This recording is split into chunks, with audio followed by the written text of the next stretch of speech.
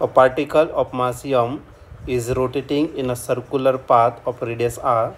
Its angular momentum is L. तर या ठिकाणी अँग्युलर मोमेंटम दिलेला आहे. अँग्युलर मोमेंटम कशाने रिप्रेझेंट करायचं, लेटर एलने.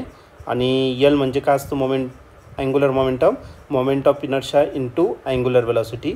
अजून एक फॉर्म्युला असतो त्याचा MVR. ओके, हा एक. त्याच्या पुढे आता काय दिलेलं आहे, the centripetal force acting on it is F. Centripetal force जो आहे तो किती, तर F इतका सेंट्रिपेटल फोर्स दिलेला आहे. आणि या सेंट्रिपेटल फोर्सचा फॉर्म्युला काय असतो, mv² अपॉन काय तर r.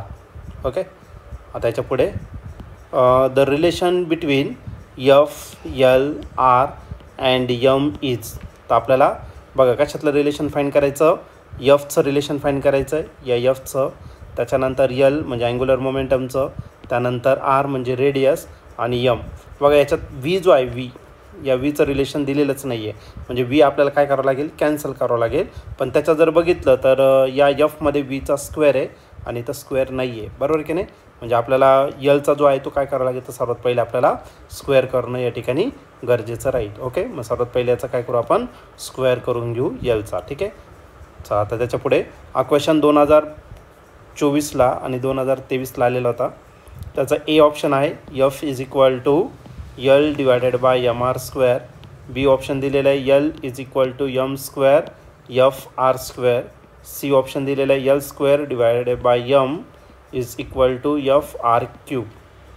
डी ऑप्शन दिलेलं आहे F divided by L³ is equal to MR². Okay, तर आता या 4 ऑप्शनपैकी या क्वेश्चनचं करेक्ट आन्सर काय असलं पाहिजे, तर आपण याला सॉल्व करूया आणि मग डिसाईड करूया. तर सर्वात पहिले आपल्याला Vचा स्क्वेअर पाहिजे, बरोबर की नाही, इक्वेशन 1मध्ये. म्हणून या इक्वेशन 1चा काय करू, तर स्क्वेअरिंग करून घेऊ. मग बघा स्क्वेअरिंग जर केला तर हा L² भेटेल. डायरेक्ट याचा स्क्वेअर करा, या दुसऱ्या टर्मचा. ठीक आहे, माझा आला M² V² R². ओके, मग या L² Fने काय करा, डिवाइड करून टाका. ओके, मग आता नेक्स्ट केसमध्ये L² कशाने डिवाइड करायचं, Fने डिवाइड करायचं. L² व्हॅल्यू काय आहे, तर ती आहे M² V² R², M² V² R² आणि डिवायडेड बाय त्याच्यानंतर काय आपलं Fने डिवाइड करायचं, म्हणजे तो काय MV² अपॉन R. मग तो राईट करा MV² अपॉन काय तर R. आता त्याच्यात बऱ्याचशा टर्म कॅन्सल होणार आहे, जसं की इथला एक M, इथला एक M काय आला, कॅन्सल. V² cancel. R जो आहे तो डिनॉमिनेटरला कुठे जाणार, न्यूमरेटरला जाणार. ओके, मग काय राहिलं आपलं, तर या ठिकाणी राहिलं L² divided by F is equal to M आणि Rचा काय राहिला, क्यूब राहिला. बस एवढीच टर्म त्या ठिकाणी शिल्लक आहे, MR³. मग ती राईट करून घेऊ MR³. ओके, आता या ऑप्शनमध्ये जर बघितलं Lचा स्क्वेअर, तर ऑप्शन नंबर सीमध्येच आपल्याला दिसतो आहे. मग त्याला त्या पद्धतीने ॲडजस्ट करू. पण इथं F नाही आहे, इथं काय M आहे. मग Fला Mच्या जागी लिहा, Mला Fच्या जागी लिहा. मग बघा आपलं आन्सर जे आहे ते काय भेटेल, तर L² डिवायडेड बाय M. Fला तिकडे घेऊन टाका, म्हणजे F इंटू काय राहिला, तर R³.